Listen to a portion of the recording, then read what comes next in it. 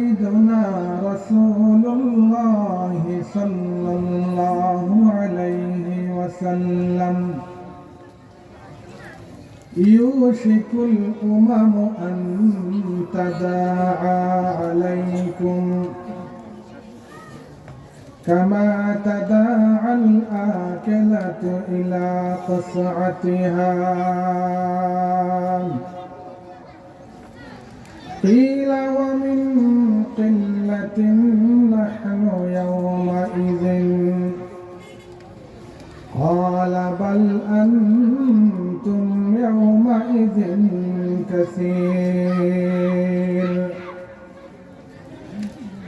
ولكنكم غثاء كغثاء السيل ولا ينزعن الله من صدور عدوكم المهابة منكم ولا يقذفنكم الله في قلوبكم الوهن قيل وما الوهن يا رسول الله قال حب الدنيا وكراهية الموت صدق الله العظيم وصدق رسوله النبي الكريم ونحن على ذلك لمن الشاهدين والشاكرين والحمد لله رب العالمين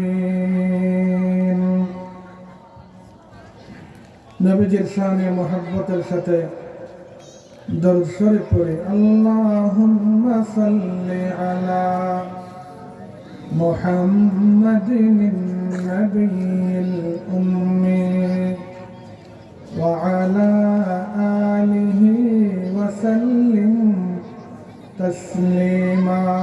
জুমার দিন আসরের ফরজের মুসাল্লা থেকে ওঠার আগে 80 বার এই দরুদ যারা পড়েছে আল্লাহ তাআলা তাদের আমল নামা থেকে 80 বছরের গুনাহ মাফ করে দিয়েছেন। 80 বছরের নফল ইবাদতের সওয়াব আমল নামায় দান করেছেন। আগামী জুমায় আল্লাহ তাআলা তৌফিক দিলে আমল করব তো ইনশাআল্লাহ। আবার পড়ি আল্লাহুম্মা সাল্লি আলা মুহাম্মাদিন নাবিয়িল উম্মি ওয়া আলা আলিহি ওয়া সাল্লিম তাসলিমা। আল্লাহুম্মা সাল্লি আলা মুহাম্মাদিন নাবিয়িল উম্মি ওয়া আলা আলিহি ওয়া সাল্লিম তাসলিমা।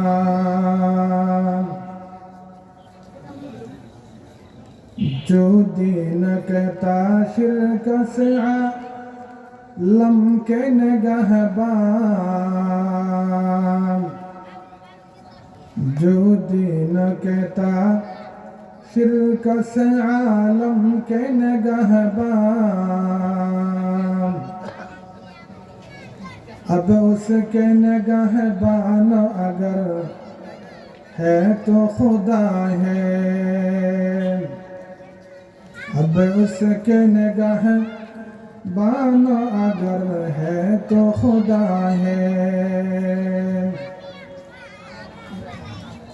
जो दीन के हमदर्द नबी नूह बशर था जो दीन के हमदर्द नबी नूह बशर था अब जंग जदल चारों तरफ उसमें बपा है। अब जंग जिदल चारों तरफ आके पड़ा है। ला इलाहा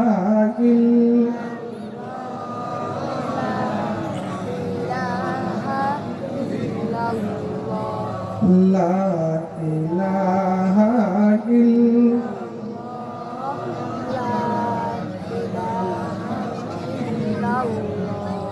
ला इलाहा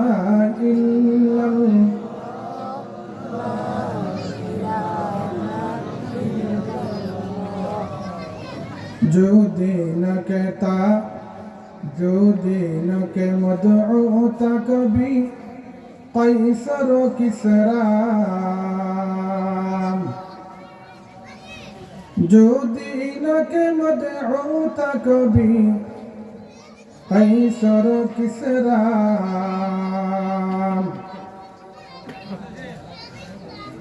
जो दीन के मदऊता कभी कैसर व किसरा। अब जंग जदल चारों तरफ उसमें पड़ा है। ला इलाहा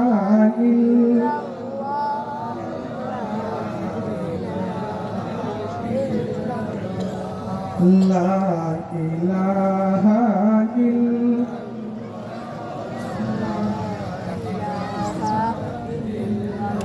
ऐ चश्मे रहमत भी अभी अंत व उम्मी। दुनिया में तेरा लुत्फ सदा आम रहा है। दुनिया में तेरा लुत्फ सदा आम रहा है। ला इलाहा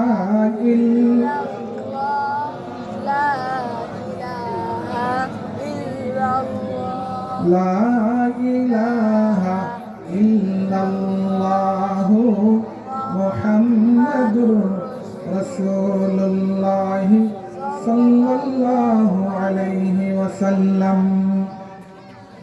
আনোয়ারা থানার ঐতিহ্যবাহী উত্তর চাতরি ইমাম আবু হানিফা রহমতুল্লাহ আলাইহি পাঠাগার এর উদ্যোগে আয়োজিত 18তম ইসলামী মহাসম্মেলন আজ 9 ফেব্রুয়ারি রোজ জুমাবার 2024 ইংরেজি। যে মহান মালিক আমাদেরকে দিনের নিসবতে হাজিরি দেওয়ার তৌফিক দান করলেন, তার শাহী দরবারে কালিমাতুশ শুকর আদায় করছি আলহামদুলিল্লাহ। অত্র মাহফিলের সম্মানিত সভাপতি এই এলাকারই বুজুর্গ আলেম হযরত মাওলানা মুফিজুর রহমান সাহেব দামাত বারাকাতুহু, চাতরি ইউনিয়নের সম্মানিত চেয়ারম্যান কি নাম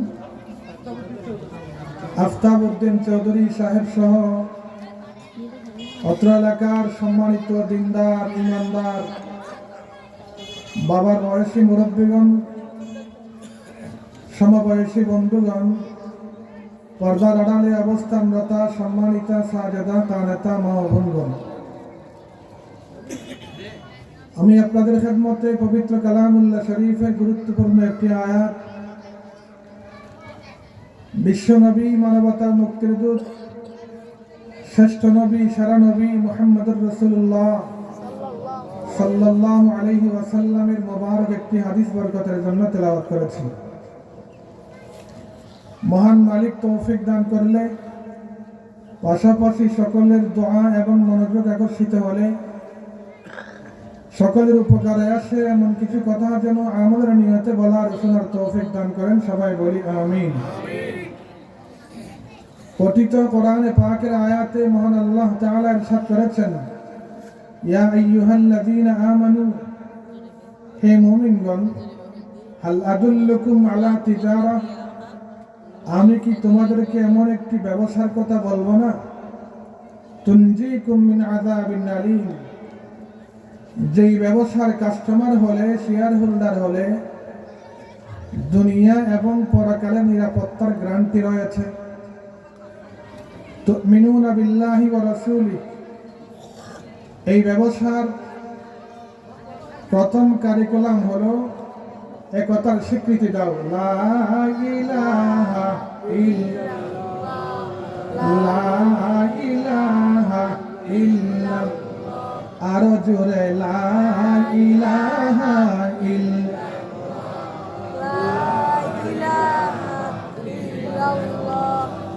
লা ইলাহা ইল্লাল্লাহ।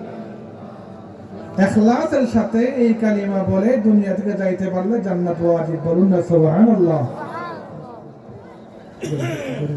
জুরে লা ইলাহা ইল্লাল্লাহ। মওতের সময় এই কালিমা নিয়ে যেতে চাই তো? কে কে চায়? আল্লাহ সকলকে কালিমা পড়ে যাওয়ার তৌফিক দেন। জুরে বলেন না আমিন। এখান থেকে লা ইলাহা ইল্লাল্লাহ, লা ইলাহা ইল্লাল্লাহ, লা ইলাহা ইল্লাল্লাহ।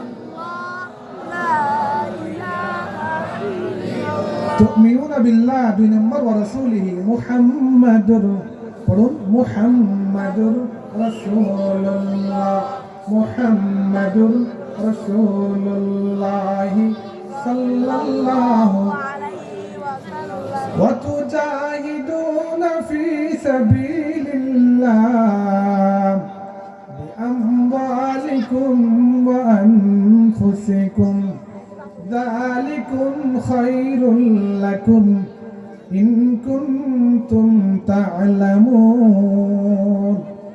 এই কালিমা বিশ্বব্যাপী প্রতিষ্ঠিত করার জন্য যদি জীবন দিতে হয়, পারবো তো ইনশাআল্লাহ? কে কে তৈয়ার? আল্লাহ সবাইকে শাহাদাতের মওত দান করুন, বলেন না আমিন। আল্লাহর নবী ইরশাদ করেছেন, যে কলিজার ভিতরে শাহাদাতের তামান্না নাই, শাহাদাতের মৃত্যুর আকাঙ্ক্ষা নাই, সে মরার সময় আমি নবী জানি না মুমিন হয়ে মরবে নাকি মুনাফিক হয়ে মরবে। বলুন না নাউযুবিল্লাহ। আমরা কি মুনাফিক হয়ে মরতে চাই না ঈমানদার হয়ে? আল্লাহ তৌফিক দান করুন। আরে জোরে বলেন না আমিন। পঠিত হাদিস আল্লাহর নবী ইরশাদ করেছেন, ইউশিকুল উমাম আন তাদাআ আলাইকুম কামা তাদাআল আকিলাতু ইলা কাসআতিহা। খাদ্যের দস্তরখানের দিকে যেইভাবে তোমরা একে অপরকে ডাকো, এমন এক সময় আসবে সমস্ত কাফেররা ঐক্যবদ্ধ হয়ে মুসলমানদেরকে নিশ্চিহ্ন করার জন্য ডাকবে। বলুন না নাউযুবিল্লাহ।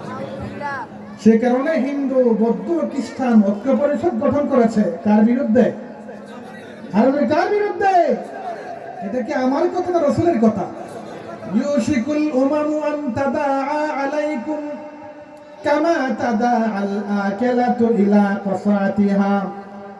খাদ্যের দস্তরখানের দিকে যেইভাবে তোমরা একে অপরকে ডাকো, মুসলমানদের বিরুদ্ধে গোটা দুনিয়ার কাফেররা এক হয়ে যাবে। বলুন না নাউযুবিল্লাহ। ফাকালা কাইলুন ওয়া মিন কিল্লাতিন নাহনু ইয়াওমাইদিন। ওগো আল্লাহর নবী, সেই সময় কি আমরা সংখ্যায় কমে যাব? রাসূল বলেন, না, বাল আনতুম কাসীর, বরং তোমরা সেই সময় সংখ্যায় বহু বেশি হবে। ওয়ালাকিন্নাকুম গুসাউন কাগুসাইস সাইল।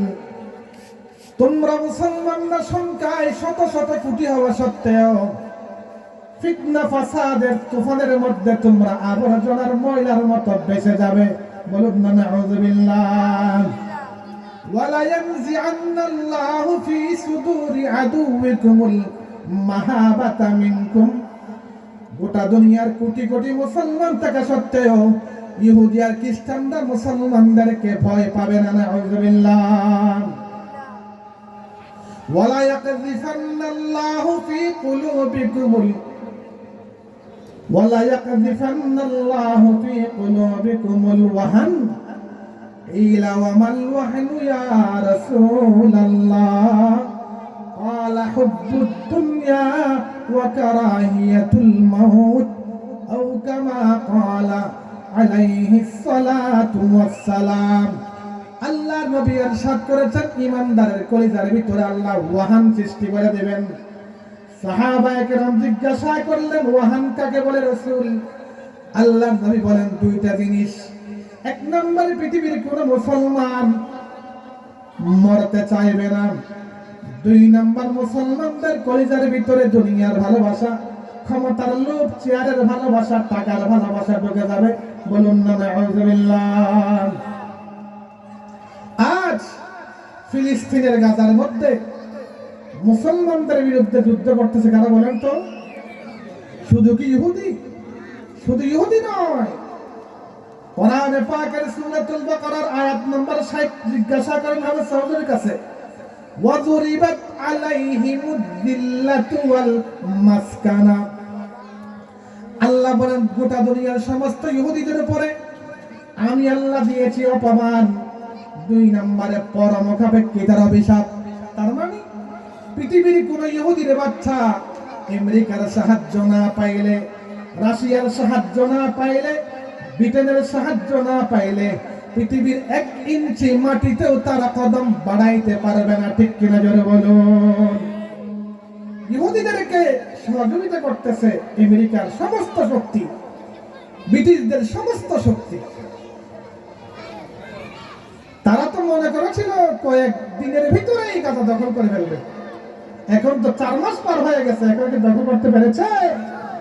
প্রতিদিন শত শত ইসরায়েলের কুলাঙ্গাররা জাহান্নামের আসামি হইতেছে। বলুন না আলহামদুলিল্লাহ। মাননীয় প্রধানমন্ত্রী আমাদের জন্য টানেল করেছেন কয় কিলোমিটার? কম বেশি 4 কিলোমিটার। কিন্তু গাজার মাটির ভিতরে হামাস যোদ্ধারা, হামাসের অধিকাংশরাই হাফেজে কোরআন, আলেম।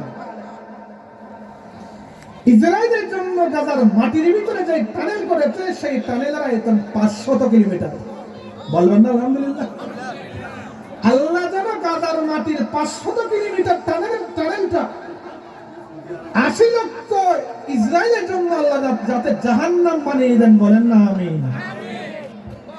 हम नाराए तो कबीरों से दुनिया को हिला दे, हम नाराए तो कबीरों से दुनिया को हिला दे, अक़सा की हिफाजत के लिए जान लुड़ा दे, अक़दस की हिफाजत के लिए जान लुड़ा दे, ला ইলাহা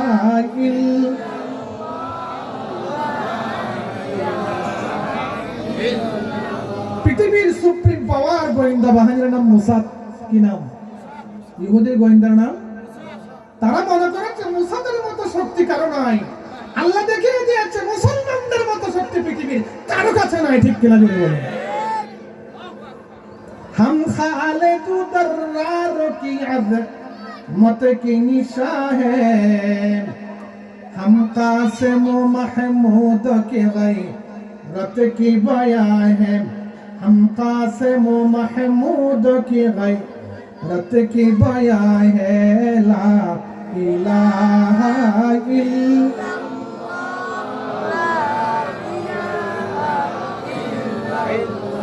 গোটা দুনিয়ার কাফেররা এখন বলা শুরু করেছে গাজার মধ্যে ইসরায়েল ঢুকেছে, ইসরায়েলের জন্য বের হওয়ার রাস্তা নাই।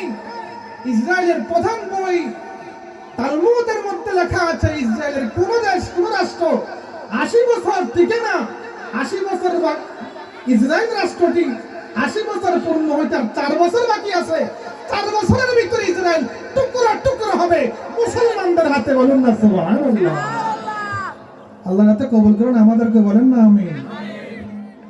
মুসলমান বাঁচার জন্য যুদ্ধ করে নাকি মরার জন্য? বলেন তো। মুসলমান কি বাঁচার জন্য যুদ্ধ করে নাকি শহীদ হওয়ার জন্য?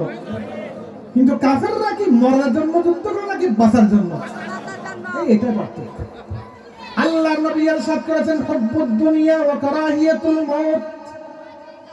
যেই মুসলমানের কলিজার ভিতরে, যে মানুষের কলিজার ভিতরে চেয়ারের লোভ থাকবে, ক্ষমতার লোভ থাকবে, মৃত্যুকে ভয় করবে, সে কোনদিন জিততে পারবে। আর যে ব্যক্তি জীবনের সবকিছু বিসর্জন করবে একমাত্র কার জন্য? আরো করে কার জন্য? হামাসের হাফেজে কোরআন আলেমগণ 40,000 সংখ্যায় তারা জান বাজি রেখে পৃথিবীর সবকিছুর মায়া ত্যাগ করে একমাত্র গাজাকে, ফিলিস্তিনকে, দামেস্ক শহরকে কালিমায়ে তাওহীদের পতাকা উড্ডীন করার জন্য যুদ্ধ করতেছে। বলুন না সুবহানাল্লাহ। 2 নম্বর হাদিস, قال رسول الله صلى الله لا تزال عصابة من أمتي يقاتلون على أبواب دمشق وما حولها وعلى أبواب بيت المقدس وما حولها لا يضرهم من خذلهم ظاهرين على الحق إلى أن تقوم الساعة أو كما قال عليه الصلاة والسلام। আল্লাহ নবী ইরশাদ করেছেন, উম্মতে মুহাম্মদিয়ার একদল মুজাহিদ বাহিনী কিয়ামত পর্যন্ত বীর বিক্রমে যুদ্ধ চালিয়ে যাবে। বাইতুল মাকদাস থেকে, দামেস্ক থেকে, সিরিয়া থেকে, জেরুজালেম থেকে ইহুদি এবং খ্রিস্টানদেরকে বিতাড়িত করার জন্য বীর বিক্রমে কিয়ামত পর্যন্ত যুদ্ধ চালিয়ে যাবে। সুবহানাল্লাহ। লা ইয়াদুররুহুম মান খাযালাহুম যাহিরিনা আলাল হক। যতদিন পর্যন্ত বাইতুল মাকদাসে কালিমায়ে তাওহীদের পতাকা উড্ডীন না হবে, ইহুদি মুক্ত না হবে, খ্রিস্টান মুক্ত না হবে, পৃথিবীর কোন পরাশক্তি মুসলিম বাহিনীকে পরাজিত করতে পারবে না। সুবহানাল্লাহ। রাসূল পাকের কলিজার টুকরা একজন সাহাবীর নাম খালিদ ইবনুল ওয়ালিদ রাদিয়াল্লাহু আনহু। কি নাম? খালিদ ইবনুল। हम খালিদ দররার কি আজমত কি নিশা है। আমরা তাদের সন্তান। বলুন না সুবহানাল্লাহ। हम खालिद दर्रार की अजमत की निशा है, हम कासिम महमूद की गैरत की बयां है। বাংলাদেশ স্বাধীন হওয়ার আগে পাকিস্তান ছিল, পাকিস্তান স্বাধীন হওয়ার আগে ভারত ছিল। এই ভারত উপমহাদেশ থেকে ইংরেজের লাল কুকুরদেরকে বিতাড়িত করার জন্য উলামায়ে কেরাম রক্ত দিয়েছেন। বলুন না সুবহানাল্লাহ। তাদের একজনের নাম আল্লামা কাসেম নানুতুবি রাহমাতুল্লাহ আলাইহি, যিনি ভারতের দারুল উলুম দেওবন্দের বাহ্যিক প্রতিষ্ঠাতা। আরেকজনের নাম দারুল উলুম দেওবন্দের প্রথম ছাত্র শাইখুল হিন্দ মাহমুদুল হাসান দেওবন্দি রাহমাতুল্লাহ আলাইহি। আমরা তাদের সন্তান। বলুন না সুবহানাল্লাহ। हम खालिद दर्रार की अज़मत की निशा है, हम कासिम महमूद के गैरत की बयां है। আল্লাহ নবীর কলিজার টুকরা একজন সাহাবীর নাম খালিদ ইবনুল ওয়ালিদ। মওতের বিছানায় পেরেশান। আমার কথা কি বুঝতেছেন? মনোযোগ আছে তো সবার? মজা পাবেন, বুঝতে খেয়াল করেন। ইন্তেকালের সময় পেরেশান। বিবি জিজ্ঞাসা করতেছে, আপনি পেরেশান কেন? অথচ আপনি আল্লাহর নবীর হাতে হাত দিয়ে মুসলমান হয়েছেন, সাহাবী হওয়ার মর্যাদা লাভ করেছেন। মওতের সময় পেরেশান হওয়ার কারণ কি? রাসূল পাকের সাহাবী যাকে খালিদ সাইফুল্লাহ বলা হয়, আল্লাহর তলোয়ার বলা হয়। হযরত খালিদের উপাধি কি? সাইফুল্লাহ। সাইফুল্লাহ মানে কার তলোয়ার? আর যে কার তলোয়ার। আপনি পেরেশান হওয়ার কারণ কি? খালিদ ইবনুল ওয়ালিদ রাদিয়াল্লাহু তাআলা আনহু মওতের বিছানা নিজের বিবিকে বলেন, বিবি গো, আমি পেরেশান একটা কারণে, সেটা হলো আমি মুসলমান হওয়ার আগে আমি নিজের হাতে 150টা যুদ্ধের মধ্যে সেনাপতি ছিলাম। 100টা যুদ্ধের মধ্যে কেউ আমাকে পরাজিত করতে পারে নাই। মুসলমান হওয়ার পরে আল্লাহর নবীর সাথে অথবা আল্লাহর নবীর নির্দেশে আরো 100টা যুদ্ধের মধ্যে আমি শরীক হয়েছিলাম। সুবহানাল্লাহ। টোটাল কয়টা যুদ্ধ? 250 যুদ্ধ করেছিলাম। কোন যুদ্ধের মধ্যে আমি বাঁচার জন্য যাই নাই, প্রত্যেকটা যুদ্ধের মধ্যে আমি মরার জন্য গিয়েছিলাম। মুসলমান আগের হক কথা বাদ দিলাম, ইসলাম ধর্ম গ্রহণ করার পরে, মুসলমান হওয়ার পরে, আল্লাহর নবীর হাতে ইসলামের বায়াত নেওয়ার পরে প্রতিটা যুদ্ধের মধ্যে গিয়েছি শহীদ হওয়ার জন্য। তার কারণ হলো, যেই ব্যক্তি শহীদ হয় তার জান কবজ করেন কে? আজরাইল। শহীদের জান কবজ করেন কে? রক্তমাখা শরীর নিয়ে শহীদকে কবরের মধ্যে দাফন করা হয়। সে রক্ত নিয়েই কিয়ামতের ময়দানে মালিকের দরবারে শহীদ সাক্ষাৎ লাভ করবে। সুবহানাল্লাহ। সেই বুকভরা আশা নিয়ে মুসলমান হওয়ার পরে 100টা যুদ্ধের মধ্যে শরীক ছিলাম, কখনো কেউ আমাকে পরাজিত করতে পারে নাই। সুবহানাল্লাহ। কারণ আমি বাঁচার জন্য যাই নাই, আমি কি জন্য গিয়েছিলাম? মরার জন্য গিয়েছিলাম। সেই কারণে আল্লাহর নবী ইরশাদ করেছেন, যে ব্যক্তি মরতে চায় পৃথিবীর কোন শক্তি তাকে পরাজিত করতে পারে না, আর যেই ব্যক্তি বাঁচতে চায় পৃথিবীর কেউ তাকে বাঁচাইতে পারে না। বলুন তো, নাকি আল্লাহ মারে? কে বাঁচাইতে পারেন? কে? খালিদ ইবনুল ওয়ালিদ রাদিয়াল্লাহু তাআলা আনহু নিজের স্ত্রীকে বলতেছেন, আমি এই কারণে পেরেশান, আমি তো জিহাদের ময়দানে শহীদ হওয়ার জন্য গিয়েছিলাম, শহীদ হতে পারি নাই, কাফেরের তলোয়ারের নিচে মাথা দিয়ে শাহাদাতের মর্যাদা লাভ করতে পারি নাই, আমাকে ঘরে আপন বিছানায় মরতে হচ্ছে, সেই কারণে আমি পেরেশান। বলুন না সুবহানাল্লাহ। আল্লাহ আমাদের ঈমানকে তাদের মতো তাজা করে দেন। বলুন না আমিন। জামাদিউস সানি মাস, আল্লাহ রাসূল ওই মাসকে নির্বাচিত করেছেন পৃথিবীর সমস্ত রাজা বাদশাহদের কাছে ইসলামের দাওয়াত দিয়ে পত্র পাঠানোর জন্য। সেই কারণে কাইসারের রোম থেকে নিয়ে কিসরায়ে ফারিস পর্যন্ত তৎকালীন বিশ্বের সুপ্রিম পাওয়ার প্রত্যেকটি রাজা বাদশাহদের কাছে ইসলামের দাওয়াত দিয়ে পত্র পাঠিয়েছেন কে? বিশ্বনবী মুহাম্মদ রাসূলুল্লাহ। তার অংশ হিসেবে রোমের খ্রিস্টান বাদশার কাছেও রাসূল পত্র পাঠিয়েছেন।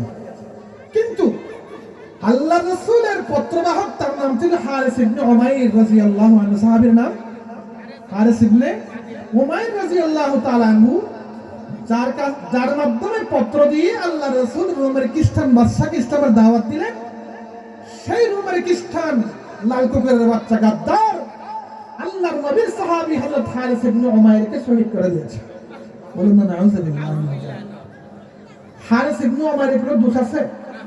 হারিস ইবনে উমাইর সাহাবীকে মদিনা থেকে পত্র নিয়ে পাঠিয়েছেন কে? মুহাম্মদ রাসূলুল্লাহ। পত্রবাহকের সাথে গাদ্দারি করা, দুধকে হত্যা করা মানবতা বিরোধী অপরাধ। কি অপরাধ? মানবতা বিরোধী অপরাধ।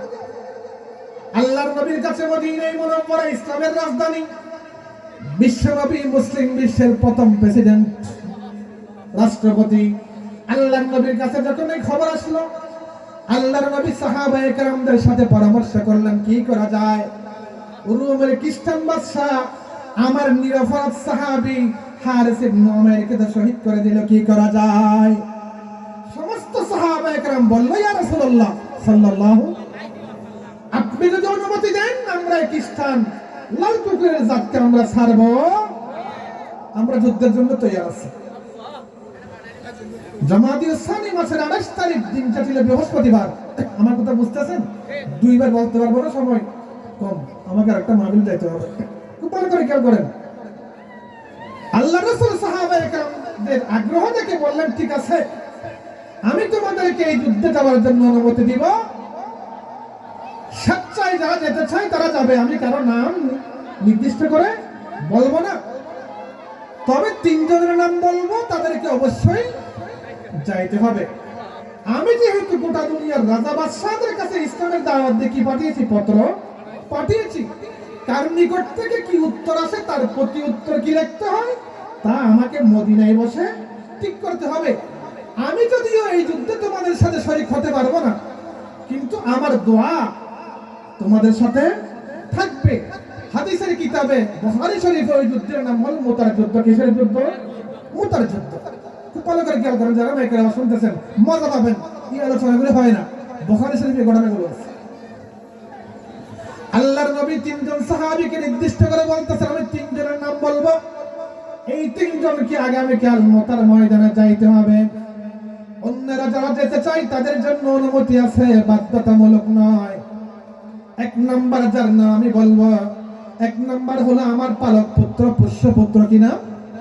যায়েদ ইবনে হারিসা রাদিয়াল্লাহু আনহু। খেয়াল করেন, আমার কলিজার টুকরা পালক পুত্র যায়েদ ইবনে হারিসা যদি শহীদ হয়ে যায়, রাসূলের কথা, আমার কলিজার টুকরা সাহাবী যায়েদ ইবনে হারিসা কালকে যদি মুতার ময়দানে শহীদ হয়ে যায়, তাহলে এই ময়দানের দ্বিতীয় সেনাপতি যার হাতে কালিমায়ে তাওহীদের পতাকা থাকবে, সে হলো আমার চাচাতো ভাই জাফর ইবনে আবী তালেব।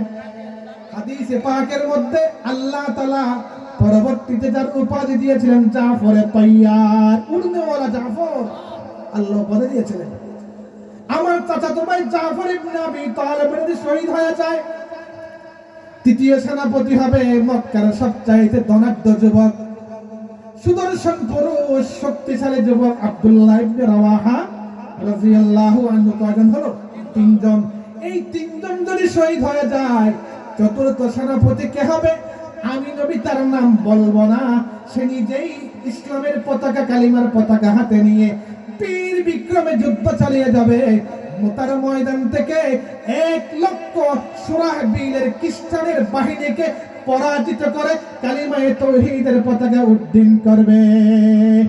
লা ইলাহা ইল জুরে লা ইলাহা ইল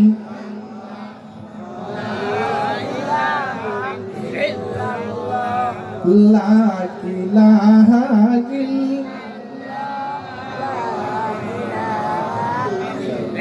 গাজার শিশুদেরকে 30,000 প্রায় কাছে আছে, 30,000 নারী আর শিশুকে যারা শহীদ করলো, এরা কি পুরুষ না কাপুরুষ বলেন তো? এরা কি পুরুষ না কাপুরুষ? জিহাদের ময়দানে শিশুর কোনো দোষ আছে? নারীর কোনো দোষ আছে? সাহস থাকলে হামাসের হাফেজে কোরআনদেরকে মারো, নারী আর পুরুষদের দোষ থাকে, ঠিক কিনা জোরে বলেন? তারা মনে করেছে তাদের কাছে পৃথিবীর সমস্ত শক্তি আছে, কিন্তু মুসলমানদের কলিজার ভিতরে যেই শক্তি রয়েছে সেই শক্তি পৃথিবীর কারো কাছে নাই, ঠিক কিনা জোরে বলেন? সেটার নাম কি? তার নাম, আরে তার নাম तौहीद की अमानत सीनों में है हमारे, आसान नहीं मिटाना नामो निशा हमारा, चीनो अरब हमारा हिंदू सता हमारा। বলেন তো হিন্দুস্তান ভারত কাদের? ভারত কাদের? ভারত আমরা স্বাধীন করেছি, মুসলমানদের রক্ত দিয়েছে, দারুল উলুম দেওবন্দের উলামায়ে কেরাম ভারতের জন্য রক্ত দিয়েছে। আজ যারা ভারতের মধ্যে 500 বছরের বাবরি মসজিদকে যারা ভেঙে দিয়ে রাম মন্দির নির্মাণ করলো, তাদেরকে বলতে চাই এমন একদিন সময় আসবে আবার রাম মন্দির আমরা ভেঙে দিব, মসজিদ নির্মাণ করব, ঠিক কি না? हम खालिद दर्रारों की अज़मत की निशान है, हम कासिम महमूद की गैरत की बयान है। বাংলাদেশের মধ্যে কোন মুসলমান মন্দির ভেঙে মসজিদ বানিয়েছে? শুধু তাই নয়, গত কয়েকদিন আগে, গত জুমাবারে ভারতের জ্ঞান পাপী মসজিদের ভিতরে প্রকাশ্যে মসজিদ গিয়ে পূজা করা আরম্ভ করেছে। বলুন না নাউজুবিল্লাহ। সময় আসবে মুসলমান আবার খালিদ ইবনে ওয়ালিদের মতো, মুসলমান আবার হযরত ওমরের মতো গর্জে উঠবে, ভারতের লাল কিল্লার মধ্যে কালিমার পতাকা উঠবে, ঠিক কিনা বলুন? আল্লাহর নবী বললেন তিনজন, এদেরকে অবশ্যই যাইতে হবে। এরা শহীদ হয়ে যাওয়ার পরে চতুর্থ যেই ব্যক্তি সেনাপতি হবে, আমি তার নাম বলবো না, তার হাতে মুসলমানরা নিশ্চিত বিজয় লাভ করবে। সুবহানাল্লাহ। মুসলমান কাপুরুষ নয়, মুসলমান বীর জাতি, ঠিক কিনা জোরে বলুন? তিনজনের নাম তো রাসূল বলে ফেললেন, আচ্ছা আপনারা বলেন তো, রাসূল যে বললেন অমুক শহীদ হলো অমুক, অমুক শহীদ হলো অমুক, তাহলে কি বোঝা যায় তারা কি সেই যুদ্ধের ময়দান থেকে ফিরে আসতে পারবে? এটা কার কথা? মুহাম্মদুর রাসূলুল্লাহ। তারা বোঝা নিয়েছেন আগামীকাল থেকে আমরা বাড়িতে ফিরে আসতে। রাসূল পাকের কলিজার টুকরা পুষ্যপুত্র হযরত যায়েদ ইবনে হারেসা রাদিয়াল্লাহু তাআলা আনহু আম্মা জান আয়েশা রাদিয়াল্লাহু তাআলা আনহার কাছে গেলেন, আম্মা আমি আপনার ঘরে বড় হয়েছি, আমি আপনার খাবার খেয়ে লালিত পালিত হয়েছি, নবীজি আমার আব্বা জান আমার নাম মুতার যুদ্ধের মধ্যে সেনাপতি হিসাবে 1 নম্বরে ঘোষণা করার পরে যখন দ্বিতীয় সেনাপতির নাম ঘোষণা করে দিয়েছেন, বোঝা যায় মুতার ময়দান থেকে আমি জীবিত ফিরতে পারবো, বিদায় নিতে এসেছি। হযরত যায়েদ ইবনে হারেসা বিদায় নিয়ে চলে গেলেন। দ্বিতীয় সেনাপতি কি নাম?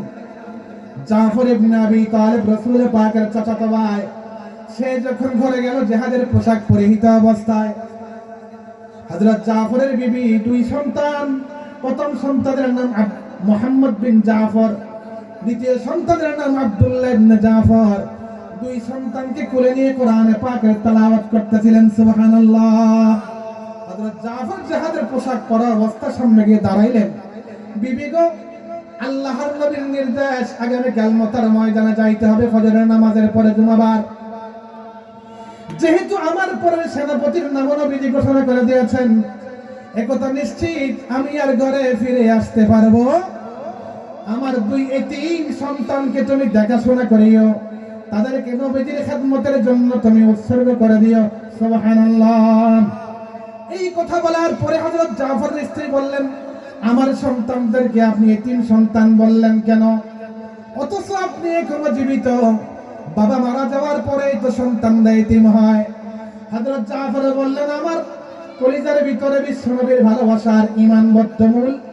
যেহেতু নবীজি বলেছেন জাফর শহীদ হলে অমুক, অমুক শহীদ হলে অমুক, তাহলে আগামীকাল আমি শাহাদাত বরণ করব, জিহাদের ময়দান থেকে ফিরে আসতে পারবো না, আমার এই দুই সন্তান এতিম হয়ে যাবে। এই কথা বলার পরে হযরত জাফরের স্ত্রী কোরআন শরীফ বাঁধলেন। এরপরে বললেন, স্বামী গো, আপনি যেহেতু জিহাদের পোশাক পরে আমার সামনে হাজির হয়েছেন, তলোয়ার কোমরে বাঁধা রয়েছে, বিদায় নেওয়ার জন্য এসেছেন, বিদায়ের বেলায় মালিকের দরবারে যেই দোয়া করবেন, মালিক সেই দোয়াকে ফেরত দিবে না, বলুন না সুবহানাল্লাহ। আমি তিনটা দোয়া করব, আপনি আমার দোয়ার সাথে আমিন বলবেন। হযরত জাফর হাত তুললেন, বিবি হাত তুললেন, বললেন, ওগো আল্লাহ, আগামীকাল মুতার ময়দানে সাহাবায়ে কেরাম মুজাহিদ বাহিনীকে আপনি কবুল করুন। এই কথা বলার পরে হযরত জাফর বললেন, আমিন। দ্বিতীয় দোয়া করলেন, রব্বুল আলামিন, আগামীকাল মুতার ময়দানে মুসলিম বাহিনীকে আপনি বিজয় দান করিয়েন। এই কথা বলার পরে হযরত জাফর বললেন, আমিন। তৃতীয় দোয়া করলেন, রব্বুল আলামিন, আগামীকাল মুতার ময়দানে আমার স্বামীও যাবে। আয় আল্লাহ, এখন যেইভাবে জীবিত অবস্থায় ফেরত যাইতেছে, আগামীকাল জিহাদের ময়দান থেকে আবার যেন জীবিত অবস্থায় ফেরত আসে। এই কথা বলার পরে হযরত জাফর আমিন তো বললেন না, হাত নামায় ফেললেন, কোমর থেকে তলোয়ার বের করলেন, নঙ্গা তরবারি দিয়ে স্ত্রীর হাতে মৃদু আঘাত করে বললেন, ওগো বিবি গো, আল্লাহর নবীর ইচ্ছার বিরুদ্ধে তোমার এই দোয়া আল্লাহ তাআলা কবুল করবেন না, সুবহানাল্লাহ। এদের নাম সাহাবায়ে কেরাম, এদের নাম আশিক রাসূল, বলুন না সুবহানাল্লাহ। दुर्फशानी ने तेरी पत्थरों को दरिया कर दिया, दिल को रोशन कर दिया, आँखों को बीना कर दिया, दिल को रोशन कर दिया, आँखों को बीना कर दिया, खुद नतीजो राह पर गई, रूह के हादी बन गए, क्या नजर थी जिसने मर्दों को मसीहा कर दिया, ला इलाहा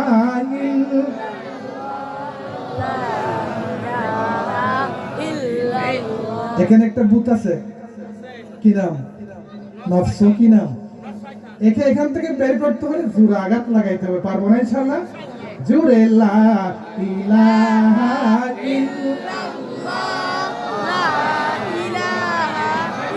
ইল্লাল্লাহ, লা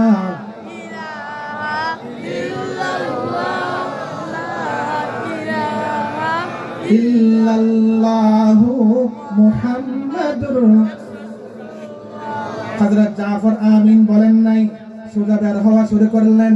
হযরত জাফরের দুই সন্তান, প্রথম সন্তানের নাম মুহাম্মদ বিন জাফর, দ্বিতীয় সন্তানের নাম আব্দুল্লাহ ইবনে জাফর।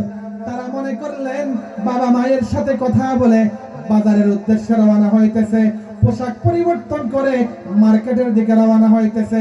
বাবার পিছনে পিছনে যাওয়া শুরু করলেন। আব্বু, আগামী ঈদে আপনার সাথে ঈদগাহে যাওয়ার জন্য মার্কেট থেকে নতুন জামা নিয়ে আসবেন, নতুন জুতা নিয়ে আসবেন, নতুন টুপি নিয়ে আসবেন। হযরত জাফর বলতেছে, বাবা, তোমার তো এখনো সেই বুদ্ধি হয় নাই। আমি যাইতেছি শাহাদাতের ময়দানে, আমি যাইতেছি শাহাদাতের ঈদগাহের ময়দানে। কালকে আমার তোমার আব্বার কবর পাবে সিরিয়া থেকে বাইতুল মাকদাসের পথে, যেই পথে বণিক কাফেলা বাণিজ্যিক দল, ব্যবসায়ীর দল মালামাল নিয়ে মদিনা থেকে মদিনার পথে রওনা হতো, সেই জায়গায় গিয়ে তোমার বাবার কবর পাবে। তোমার বাবার কবরের সামনে গিয়ে তোমার নতুন জামার আবদারের কথা বলিয়া সুবহানাল্লাহ। হযরত জাফর জামা টানলেন, সামনের দিকে রওনা হলেন, পিছনের দিকে তাকিয়ে দেখে নাই কে পিছনে দৌড়ায় আর আব্বু বলে ডাকে সুবহানাল্লাহ। তৃতীয় সেনাপতি কি নাম? আব্দুল্লাহ ইবনে রাওয়াহা রাদিয়াল্লাহু তাআলা আনহু। যুবক ভাই, যুবকরা খেয়াল করেন, আব্দুল্লাহ ইবনে রাওয়াহা রাদিয়াল্লাহু তাআলা আনহু হাদিসের কিতাবের মধ্যে রয়েছে মদিনার সবচাইতে শক্তিশালী যুবক, সুদর্শন পুরুষ, সুন্দর পুরুষ, সবচেয়ে ধনী যুবক। সেদিন মাত্র তার বিয়ে হয়েছে, সেদিন নববধূকে ঘরের মধ্যে আনা হয়েছে। আর ওইদিকে মোতার ময়দানের শহীদদের মধ্যে আল্লাহর নবী কয় নম্বরে তার নাম ঘোষণা করেছে? 3 নম্বর। আব্দুল্লাহ ইবনে রাওয়াহা রাদিয়াল্লাহু তাআলা আনহুর নাম এসে গেছে। যেহেতু আল্লাহর নবীর নির্দেশ, পিছনে তাকানোর সুযোগ নাই।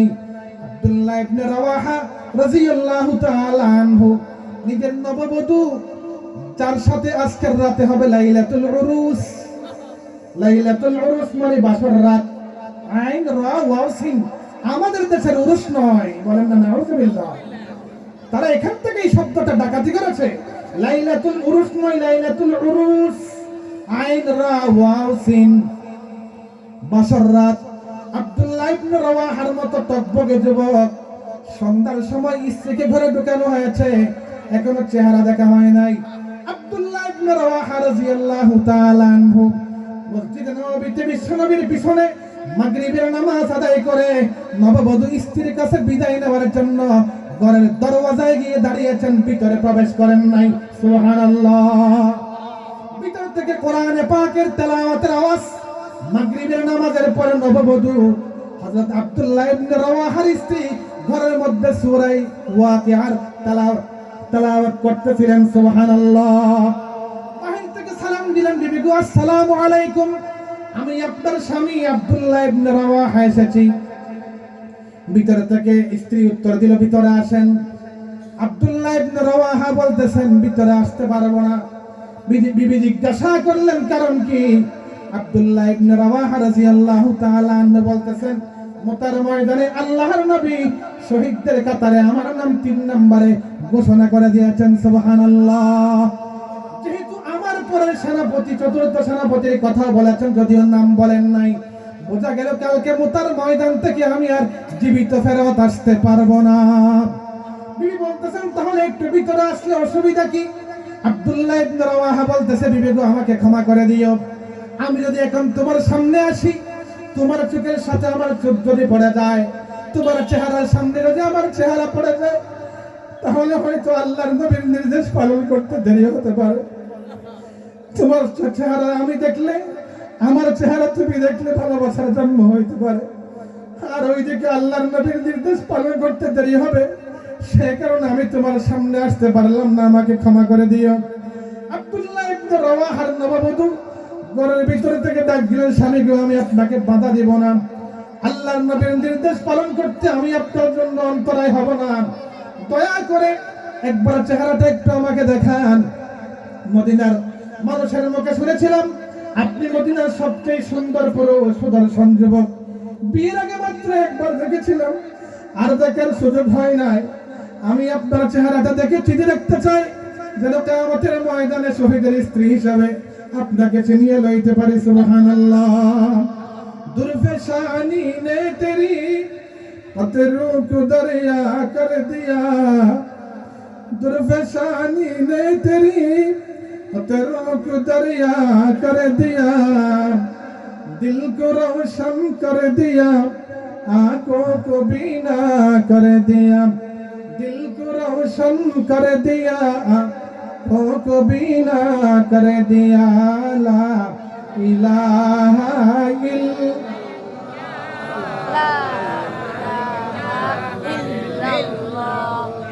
ला इलाहा इल्लल्लाह, जुरे जुरे ला इलाहा इल्लल्लाह।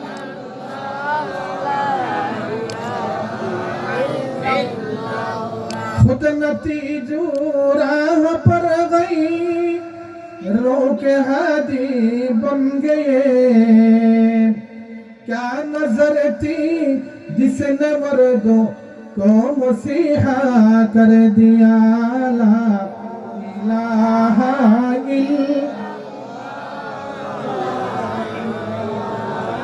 इल्लल्लाहु मुहम्मदुर रसूलुल्लाह सल्लल्लाहु আব্দুল্লাহ ইবনে রাওয়াহা রাদিয়াল্লাহু তাআলা আনহু নববধূর সাথে নতুন বিবির সাথে বাসর রাত যাপন না করিয়া আল্লাহর নবীর নির্দেশ পালন করার জন্য রওনা হয়ে গেছেন। সুবহানাল্লাহ। জুমাবার ফজরের নামাজের পরে 3000 সাহাবায়ে কেরাম সহ আল্লাহর রাসূল তাদেরকে বিদায় দেওয়ার জন্য মদিনায়ে মুনাওয়ারার বাহিরে চলে আসলেন। আল্লাহর নবী কালিমায়ে তাওহীদের পতাকা রাসূল পাকের কলিজার টুকরা পুষ্যপুত্র যায়েদ ইবনে হারেসা রাদিয়াল্লাহু তাআলা আনহু হাতে তুলে দিয়ে দোয়া করে তাদেরকে বিদায় দিলেন। জুমার নামাজের আযান হলো, আল্লাহর নবী খুতবা দেওয়ার জন্য মসজিদে নববীর মিম্বরে দাঁড়িয়ে গেলেন। আল্লাহর নবী যখন খুতবা দেওয়া আরম্ভ করলেন, দেখতে পেলেন মসজিদের কোনায় আব্দুল্লাহ ইবনে রাওয়াহা বসে আছে। আল্লাহর নবীর চোখের সাথে চোখ পড়ে গেছে, নবীজি কিচ্ছু বলেন নাই। খুতবা শেষ হলো, নামাজ শেষ হলো, নবীজি ডাকলেন, আব্দুল্লাহ ব্যাপার কি, তুমি সকালে রওনা হওয়া নাই কেন? এখনো কেন তুমি মদিনায় রয়ে গেলা, কারণ কি? আব্দুল্লাহ ইবনে রাওয়াহা রাদিয়াল্লাহু তাআলা আনহু বললেন, ওগো আল্লাহর নবী, আল্লাহর কাছে ক্ষমা চাই, তারপরে আপনার কাছে ক্ষমা চাই। আমি মুনাফিক নই, আমি আপনার নির্দেশ পালনের জন্য এখনো প্রস্তুত। আমি যেহেতু মদিনার সবচেয়ে ধনী মানুষ, আমার গোলামবাদী চাকর বাকর ব্যবসা বাণিজ্য মেইনটেইন করতে, হিসাব নিকাশ শেষ করতে একটু দেরি হয়ে গেছে। আমি এখন ওই দ্রুত দামবান তেজ রফতার ঘোড়া নিয়ে রওনা হয়ে যাব, কাফেরদের সাথে মিলিত হব। সুবহানাল্লাহ। এবং আমার জীবনের শেষ আশা, জীবনের শেষ জুমার নামাজটি বিশ্বনবীর পিছনে মদিনায়ে মুনাওয়ারায় আদায় করে যাব, সেই বুকভরা আশা নিয়ে এখনো রয়ে গেছি, এখন রওনা হয়ে যাইতেছি। এই কথা বলার পরে আল্লাহর নবী বললেন, আব্দুল্লাহ, তুমি নবীজির পিছনে, আমার পিছনে মদিনায়ে মুনাওয়ারায় সর্বশেষ জুমা আদায় করে সওয়াবের ভাগী হয়েছে সত্য, কিন্তু সকালে সকালেই তোমার বন্ধুরা যারা আমার নির্দেশের জন্য রওনা হয়ে গেছে, তারা তোমার 500 বছর আগে জান্নাতের মালিক হয়ে গেছে। যুবক ভাইরা, সময় শেষ। যুবক ভাইরা, পারবো না ইনশাআল্লাহ? 18 বছর, এই মাহফিলের বয়স কত? আরো যদি 18 বছর, 18 থেকে 36 বছর আল্লাহ তৌফিক দান করেন, মাহফিলের জন্য সর্বোচ্চ ত্যাগ দেওয়ার জন্য প্রস্তুত থাকবো তো ইনশাআল্লাহ? যুবকরা হাত তুলে তো একটু। আল্লাহ এই সমস্ত যুবকদের পিছনে আমাদেরকেও জান্নাতুল ফিরদাউসে ঢোকার তৌফিক দান করে, বলেন না আমিন? জোরে বলেন না আমিন? আল্লাহ তাদের জীবনকে সোনায় সোহাগা বানিয়ে দিক, সবাই বলেন না আমিন? আল্লাহ তাদেরকে মুরব্বীদের কদম বসি করার তৌফিক দেন, বলেন না আমিন? আল্লাহ তাদেরকে মা বাবার পায়ের নিচে ফেলে দিক, বলেন না আমিন? 21 ফেব্রুয়ারি রোজ বুধবার আমাদের মাদ্রাসা চন্দনেশ বরকত ফয়জিয়া মাদ্রাসার খতমে বুখারী, হাটাজারি মাদ্রাসার মুহতামিম সাহেব হুজুর আল্লামা খলিল আহমদ কুরাইশি কাসেমি দামত বরকাতুহু আলাইহি বুখারী খতম করবেন, আপনাদের দাওয়াত দিচ্ছি। ওমা তৌফিক ইল্লা বিল্লাহ। আসসালামু আলাইকুম ওয়া রাহমাতুল্লাহ। এখন এশারের জামাত হবে 8:20 মসজিদে। আমরা সবাই উযু করে মসজিদে চলে যাই।